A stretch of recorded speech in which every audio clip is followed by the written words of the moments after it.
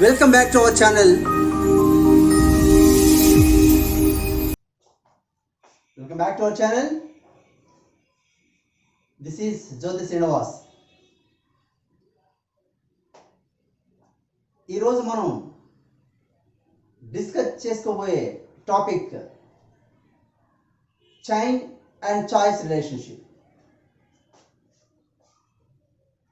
The chain and choice relationship, it's also called two axis of word relationships. దాన్ని two axis of word relationships. ఈ topic గురించి మనం మాట్లాడుకోబోతున్నాం ఈరోజు. పోటీ పరీక్షలకు ప్రిపేర్ అయ్యే వాళ్ళు కూడా ఇది చాలా ఉపయోగపడుతుంది. ఆల్రెడీ మనం డిస్కస్ చేసుకున్నాము. ఒక సెంటెన్స్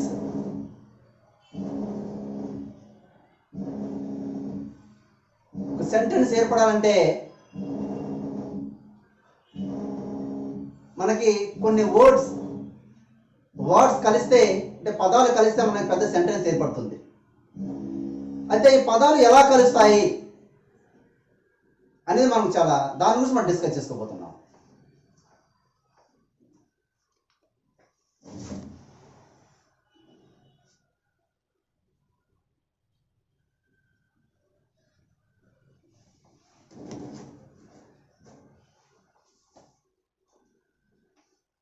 చూడండి, sentences are made up of a chain of words. Words in a language can be described in terms of two types of relationships: syntagmatic relationships, paradigmatic relationships. So this is a phonetic transcription. దీన్ని phonetic transcription అంటారు.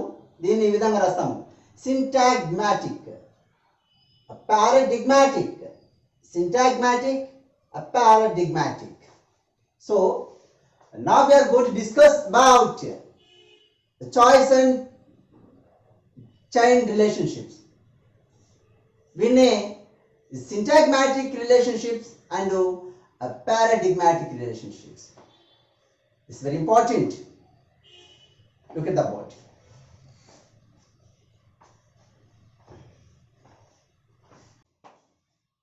ఒకసారి board చూడండి. So there is a particular order sequence. ఒక language రాయాలంటే మనం రాసేటప్పుడు ఒక sequence లో రాస్తాము, ఒక ఆర్డర్ లో రాస్తాము. ఒక పర్టికులర్ ఆర్డర్ లో we can write any word or sentence or a paragraph.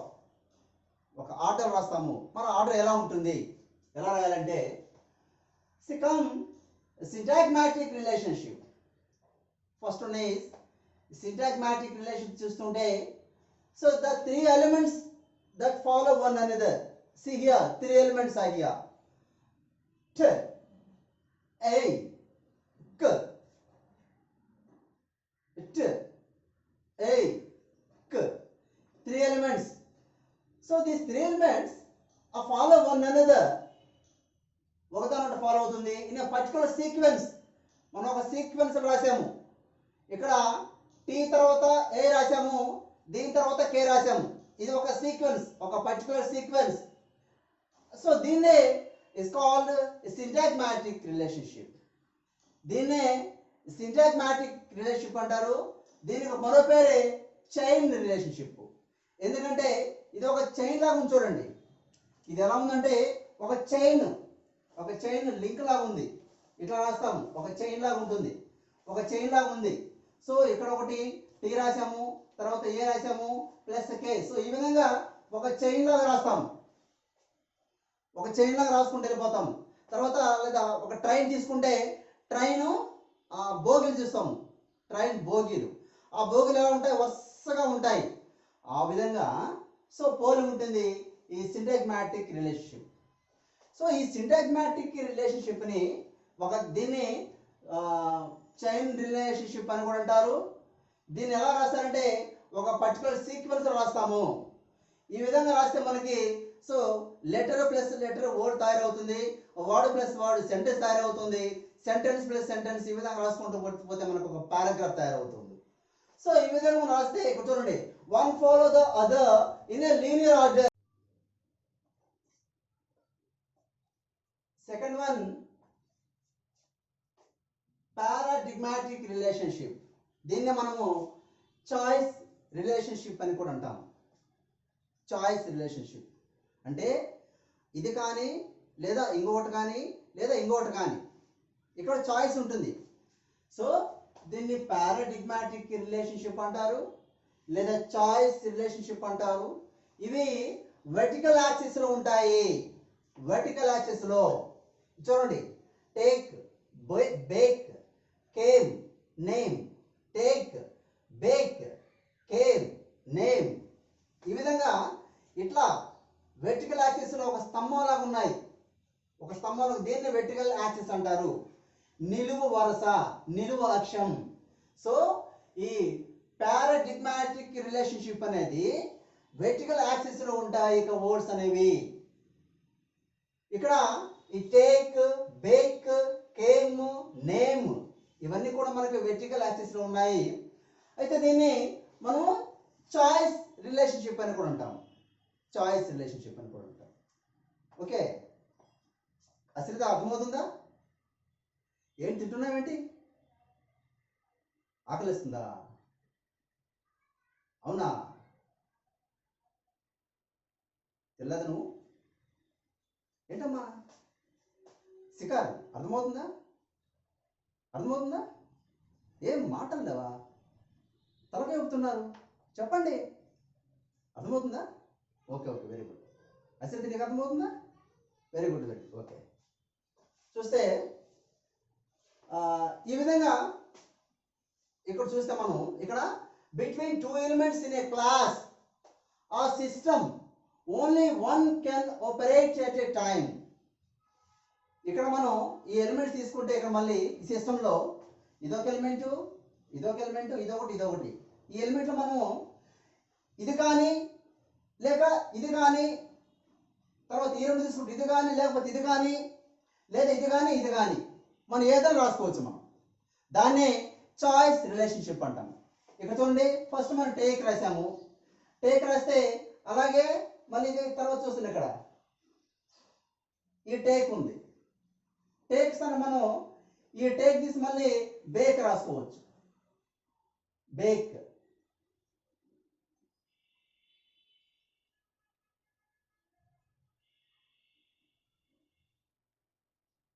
దాన్ని choice.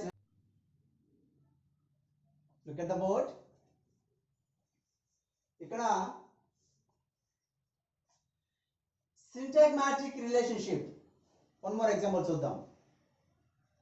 Sentences are made up of a chain of words. Syntagmatic relationship look into this chain of words which made a sentence. The combination of words are made possible by the relation between the combined words. See, this is a sentence. This is a sentence. I am a good boy. It's a sentence. Already we discussed. ఇది ఒక వాక్యం. The sentence is made up of a group of words. ఇది ఈ వాక్యం అనేది కొన్ని పదాల కలయిక వల్ల ఏర్పడింది. All these words combined. ఈ వర్డ్స్ అన్ని, ఇది ఒక word, it's a word, word, word, word, ఇది ఒక పదం, పదం, పదం, పదం. ఈ పదాలన్నీ కలిసి ఒక సెంటెన్స్ ఏర్పడింది, ఒక వాక్యం ఏర్పడింది. అయితే ఈ పదాలు ఎలా ఏర్పడ్డాయంటే అక్షం. ఏ అక్షం అది? ఇది లీనియర్, అంటే ఒక లైన్ రూపంలో ఏర్పడ్డాయి. అంటే ఈ సింటాగ్మాటిక్ రిలేషన్షిప్ ఒక యాక్సిస్ లో ఉంటుంది, ఒక యాక్సిస్, ఒక వరుసలో ఉంటుంది. దాన్ని సమాంతర వరుస అంటారు. That is called horizontal axis. ఇది హారిజాంటల్. హారిజాంటల్ అంటే సమాంతరంగా ఉంటాయి ఇక్కడ వర్డ్స్. ఇంకొక వర్డ్, ఒక వర్డ్, ఇంకొక వర్డ్, ఒక వర్డ్, ఇంకొక వర్డ్. ఈ వర్డ్స్ అన్ని కూడా కంబైన్ ఉంటాయి. ఎలా కలిసి ఉంటాయి? సమాంతర యాక్సిస్ లో. It's a horizontal axis. It's a linear arrangement. All these words combine in a linear arrangement to form a sentence. ఇక్కడ ఈ పదాలని కూడా ఒక లైన్ గా ఒక లీనియర్ అరేంజ్మెంట్ లో అమర్చబడి ఒక సెంటెన్స్ ఏర్పడుతుంది. అయితే ఇక్కడ I is correlated with am, I am, am with a, good boy. ఇక్కడ ఒక పదము ఇంకొక పదము రెండు కలిసి ఉంటాయి. ఈ విధంగా మనం కలిస్తే మనకు సెంటెన్స్ ఏర్పడుతుంది. ఇక్కడ చూసుకుంటే ఆ రిలేషన్ ఎలా ఉంటుందంటే I is a pronoun, am auxiliary verb, article, good adjective, boy noun. So ఇక్కడ రాసిన సెంటెన్స్ వాక్యము ఈ సిటాగ్మాటిక్ రిలేషన్షిప్ లో this relationship are also called these relations are also called and relations. And relation. The sequential relationships between elements of language system is called syntagmatic relationship. ఈ syntagmatic relationship ని మనం horizontal relationship అని పిలుస్తాము, chain relationship అని పిలుస్తాము, and relationship అని పిలుస్తాము. అంటే ఒక పదం రాసిన తర్వాత మళ్ళీ ఇంకొక పదం రాస్తాము, తర్వాత ఇంకొక పదం ఒకటి మరియు ఇంకొక మరి పదం, ఇంకొక తర్వాత మరియు ఇంకొక పదం, ఈ విధంగా ఒక పదం తర్వాత ఇంకొక పదం ఒక లీనియర్ యాక్సిస్ లో రాసుకుంటూ పోతాం. కాబట్టి దీన్ని ఒక హారిజంటల్ వరుసలో రాసుకుంటూ పోతాం. కాబట్టి దీన్ని హారిజంటల్ రిలేషన్షిప్ అంటారు. ఒక చైన్ రూపం రాసుకుపోతాం కాబట్టి దీన్ని చైన్ రిలేషన్షిప్ అంటారు. సో ఒక పదం తర్వాత ఇంకొక పదం, మరి ఇంకొక పదం, ఈ విధంగా రాసుకుంటూ పోతాం కాబట్టి దీన్ని అండ్ రిలేషన్షిప్ అంటారు. So syntagmatic relationship also known as horizontal relationship, chain relationship and relationships. ఇక్కడ చూసుకుంటే see this is a sentence elements ఉన్నాయి. So these elements combine to form a combination of sentences. ఇక్కడ ఇవి ఈ సెంటెన్స్ లో అనేక combinations ఉన్నాయి, అనేక ఎలిమెంట్స్ ఉన్నాయి. ఆ ఎలిమెంట్స్ అన్ని కూడా కలిసి మనకి ఒక పెద్ద వాక్యాన్ని ఇచ్చాయి. దీన్ని తీసుకుంటే this is a structural unit. అంటే మన సీక్వెన్స్ ఆర్డర్ రాసాం కాబట్టి ఒక స్ట్రక్చరల్ యూనిట్ మనకి ఏర్పడింది. Ashrita is riding a book.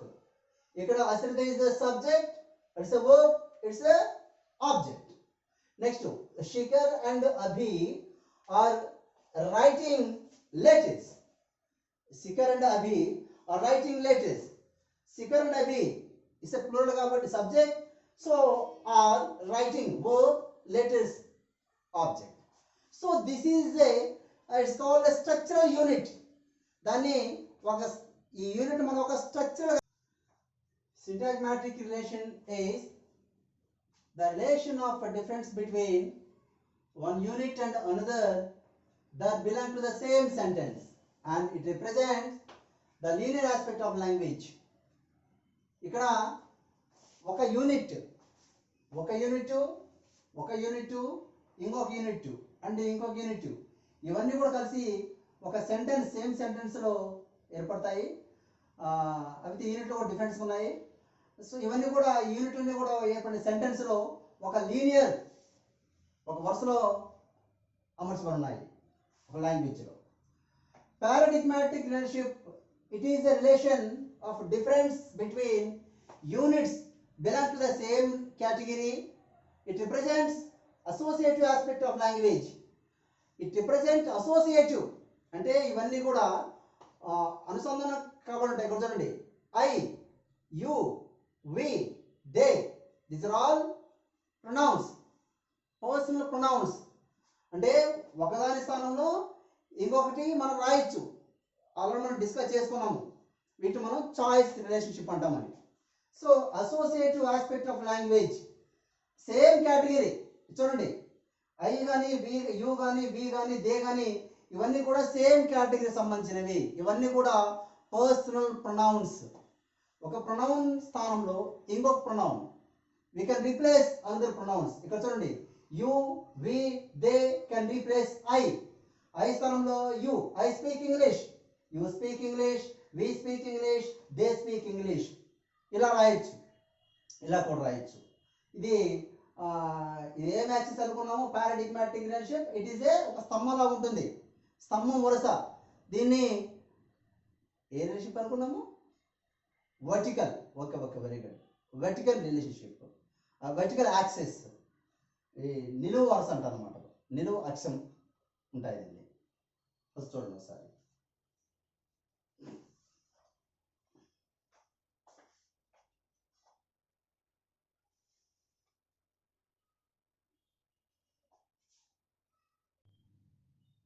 చూస్తే సింటాగ్మాటిక్ రిలేషన్షిప్ అనేది పొజిషన్ గురించి తెలియజేస్తుంది. పొజిషన్ అంటే ఒక స్ట్రక్చరల్ యూనిట్లో ఒక సెంటెన్స్ కానీ, అంటే ఒక స్ట్రక్చర్ రాసేటప్పుడు, ఒక స్ట్రక్చరల్ యూనిట్ రాసేటప్పుడు ఒక పొజిషన్, ఒక వర్డ్ తర్వాత ఇంకొక వర్డ్ ఏం రాయాలి, ఏ వర్డ్ రాయాలి అంటే, పార్ట్స్ ఆఫ్ స్పీచ్లో ఒక స్పీచ్ తర్వాత మరో స్పీచ్ ఏం రాయాలి, ఒక భాగం తర్వాత ఇంకొక భాగం ఎలా రాయాలి అంటే, ఒక కాన్స్టిట్యూంట్ తర్వాత ఇంకొక కాన్స్టిట్యూంట్ ఏం రాయాలి, తర్వాత ఇంకొక భాగం ఏం అంటే ఒక సీక్వెన్స్లో రాయాలి, ఒక పొజిషన్లో రాయాలి, ఒక స్థితిలో. సో దీన్నే పొజిషనింగ్ అంటారు. ఇక్కడ చూడండి, ద బిగ్ హౌస్. ఇక్కడ ద అనేది డిటర్మినర్, బిగ్ అనేది అడ్జెక్టివ్, హౌస్ అనేది నౌన్. ఈ విధంగా రాస్తాము. ఇక్కడ చూసుకుంటే ఆ determiner is followed by a noun in a noun phrase. Okay, it's called noun phrase. The book, a house, an animal. It's a noun phrase. వీటిని నౌన్ ఫ్రేజ్ అంటారు. అయితే ఒక నౌన్ ఫ్రేజ్ రాసేటప్పుడు ఆ డిటర్మినర్ అనేది, determiner is followed by a noun. దాన్ని noun అంటే determiner తర్వాత నౌన్ ఇట్లా వస్తూ ఉంటుంది. ఇక్కడ చూడండి, the book, it's a noun phrase. Noun ఫ్రేజ్లో నౌన్ ముందు డిటర్మినర్ వచ్చింది, డిటర్మినర్ తర్వాత నౌన్ వచ్చింది. ఆ హౌస్, నౌన్ ముందు డిటర్మినర్. అన్ అనిమల్, నౌన్ ముందు డిటర్మినర్. డిటర్మినర్ తర్వాత నౌన్, డిటర్మినర్ తర్వాత నౌన్, డిటర్మినర్ తర్వాత నౌన్ అను. సో ఎట్లా ఉంటుంది నౌన్ ఫ్రేజ్లో స్ట్రక్చర్? నౌన్ ఫ్రేజ్లో పొజిషనింగ్ ఆర్డర్ ఈ విధంగా ఉంటుంది. ఎట్లా గంట రాయకూడదు. చూడండి, ఇక్కడ చూడండి, నాట్ ద అదర్ వే, ఇలా రాయకూడదు. నౌన్ ఫ్రేజ్లో ఒక పొజిషనింగ్ ఆర్డర్స్ అని ఈ విధంగా ఉండకూడదు. ఎట్లా? Book the, house A, animal an, ఇలా రాయకూడదు. అలా రాయొచ్చా? చెప్పండి, రాయొచ్చా? అలాగా అలా రాస్తామా? నౌన్ ఫ్రేజ్లో డిటర్మినర్ తర్వాత నౌన్ వస్తుంది, అవునా కదా? Okay, correct. ఆ విధంగా రాయాలి. మరి ఇలా రాయొచ్చుగా? ఇలా రాయగలమా? చెప్పు, రాయిస్తామా? రాయకూడదు, అలా రాయకూడదు. సో స్ట్రక్చర్ యూనిట్లో ఏ పొజిషన్ ఉండేది అదే పొజిషన్ ఉండాలి. ఎక్కడ ఉండాలి అలాగే రాయాలి. సో కాబట్టి ఇక్కడ ఈ యొక్క ఆర్డర్లో స్ట్రక్చర్ యూనిట్లో ఇది చూసుకుంటే ద బిగ్ హౌస్ రాసామంది తప్ప ద హౌస్ బిగ్ అని రాయకూడదు. ఫస్ట్ డిటర్మినర్ తర్వాత పొజిషనింగ్లో ద వర్డ్ బ్యాగ్ ఈ structurally a combination of phonemes. వీటిని ఫోనీమ్స్ అంటారు. చూడండి, ఇక్కడ బ, యా, జ, గ, బ్యాగ్. సో ఈ విధంగా రాస్తాము. దీని తర్వాత ఈ ఫోనీమ్ తర్వాత ఇంకో ఫోనీమ్ రాయాలి, ఈ ఫోనీమ్ తర్వాత ఇంకో ఫోనీమ్ రాయాలి అనేది ఒక సీక్వెన్స్ ఆర్డర్ రాస్తాము. ఎలాగంటే రాయకూడదు. దీన్ని మనం reordering the sequence may lead to a totally unacceptable word. ఈ విధంగా రాస్తే మనకి కరెక్ట్ వర్డ్ ఏర్పడింది, బ్యాగ్ ఏర్పడింది. దీన్ని మనం ఈ విధంగా రాసి చూడండి, రీఆర్డరింగ్ రాసాము, పొజిషన్ మార్చాము.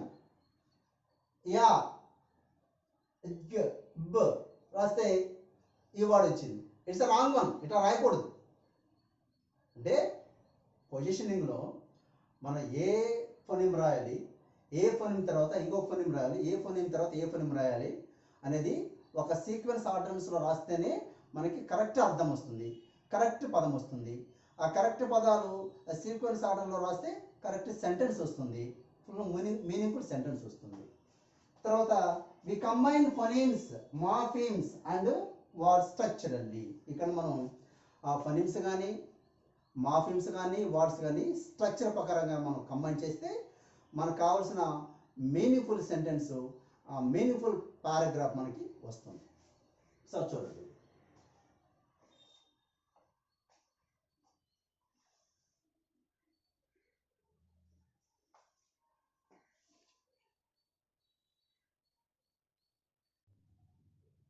తర్వాత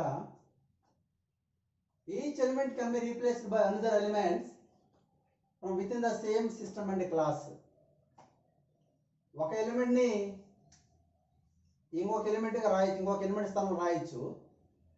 అయితే in the below example we can't put a consonant in place of vowel, but we can replace one vowel by another vowel.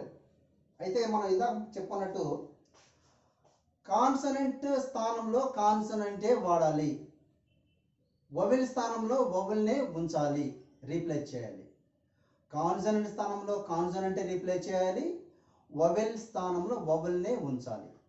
Consonant స్థానంలో వొవెల్ని మార్చకూడదు, ఉంచకూడదు, వొవెల్ స్థానంలో కాన్సనెంట్ ఉంచకూడదు. ఇది సో వీ కెన్ రీప్లేస్ ఇక్కడ చూడండి, we can replace one vowel by another vowel. ఇక్కడ చూడండి, consonant vowel మనం ఈ టుక్కు స్థానంలో